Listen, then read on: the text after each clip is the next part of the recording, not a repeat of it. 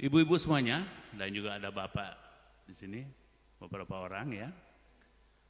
Potret peran perempuan dalam Al-Quran. Coba perhatikan ibu-ibu ya. Perempuan berperan sebagai seorang saksi. Nah ini menarik ini saksi ibu ya.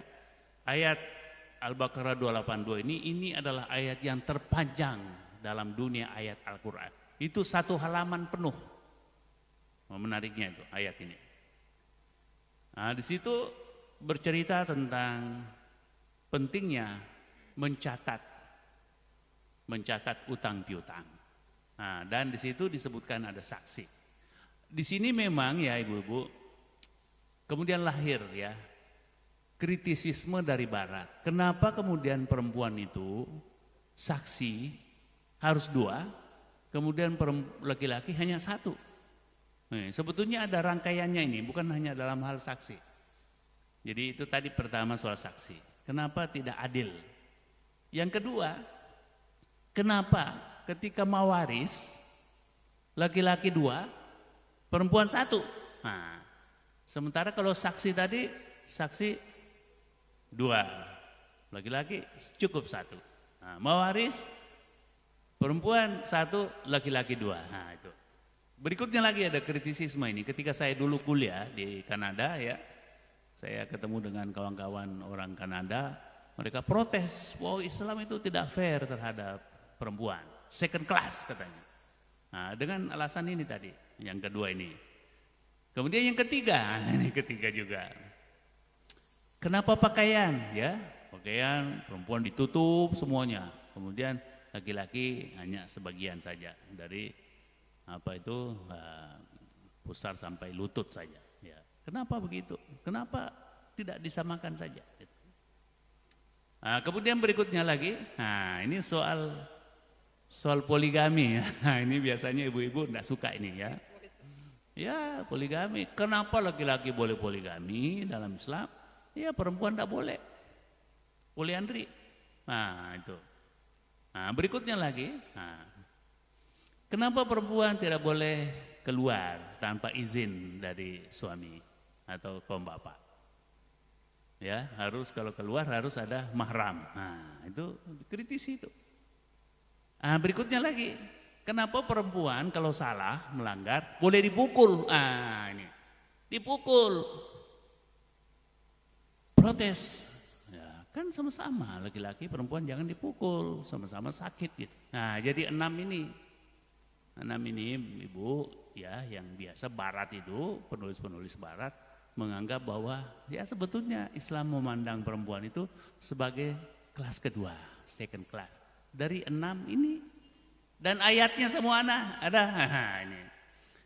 Nanti kita lihat ya bahwa sebetulnya itu ada solusinya ya yang sangat luar biasa dari Al-Quran.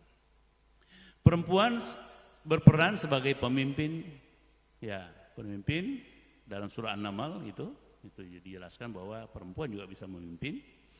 Itu Ratu Balkis itu ceritanya ya. Perempuan berperan sebagai pekerja. Nah, kalau kita periksa di surah An-Nisa ayat 32, perempuan bekerja baik dalam maupun di luar rumah. Perempuan berperan sebagai pendidik. Nah, ini jelas bahwa ummuhu wahnun ala wahnin wa fisaluhu ini dalam surah Luqman, tapi dalam surah Yusuf juga ada ya. Perempuan berperan dalam masyarakat. Ya, jadi aspek sosial. Bisa diperiksa di At-Taubah yang tadi ayat yang saya bacakan di atas itu salah satunya. Kemudian perempuan yang baik dan buruk itu juga disebutkan dalam surah At-Taubah ayat 10 dan 12. Dan ada ayat menariknya dari surah At-Tahrim itu dikatakan bahwa ku anfusakum wa ahlikum nara. Udah hafal semua. Jagalah dirimu ya, baik laki-laki maupun perempuan, dan kemudian keluargamu dari siksaan api neraka. Nah, ini laki-laki dan perempuan mempunyai tanggung jawab yang sama.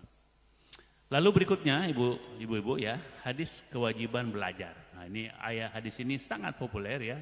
Talabul ilm faridatun ala kulli muslimin wa muslimatin. Jadi kewajiban belajar itu bukan hanya untuk laki-laki tapi juga untuk perempuan. Ini ayatnya tegas sekali dari hadis Ibnu Majah. Jadi muslimin wa muslimatin, Muslim laki-laki dan Muslim perempuan. Kemudian juga soal tanggung jawab istri, ya. Nah, ini ada wal mar'atu ra'iatun, ya, ala ahlil bait zaujuha wa waladihi wa hiya mas'ulatun anhum. Ini. Dan istri pemimpin terhadap keluarga, rumah suaminya dan juga anak-anaknya, dan dia akan dimintai pertanggungjawabannya terhadap mereka. Jadi ibu-ibu juga dimintai pertanggungjawaban. Memang dalam bahasa Arab itu, ibu-ibu seperti ibu-ibu semua ketahui, ya memang banyak laki-laki dalam Al-Quran itu. Tapi bukan berarti hanya laki-laki, sebetulnya berlaku untuk keduanya. Misalnya ya, kita mengatakan Assalamualaikum, itu bukan berarti hanya kepada laki-laki. Kum itu artinya banyak laki-laki. Selamatlah kalian laki-laki, itu bukan berarti begitu. Ya, karena kalau perempuan itu alaikunna. Kita tidak mengatakan Assalamualaikum wa alaikunna, ya. Sudah tercover ya di alaikum di situ, bukan hanya untuk laki-laki tapi juga sebetulnya untuk perempuan. Kemudian di sini wa kullukum ra'in wa kullukum mas'ulun an ra'iyati. Jadi setiap Anda ini laki-laki dan perempuan sama-sama mempunyai tanggung jawab, dan nanti di hari kemudian semuanya akan dimintai pertanggungjawaban gitu. Ya. Dan ada lagi itu ayat hadis yang mengatakan bahwa kalau anak-anak itu salah didik, itu yang diserahkan kedua orang tuanya. Kalau misalnya anaknya masuk Yahudi, itu gara-gara bapak ibunya. Masuk Kristen gara-gara masuk ibunya, begitu juga Majusi. Nah, itu ada hadisnya, fa abuhu yuhawidanihi au yunasiranihi au yumajjisanihi. Ini ayatnya juga sangat populer ya.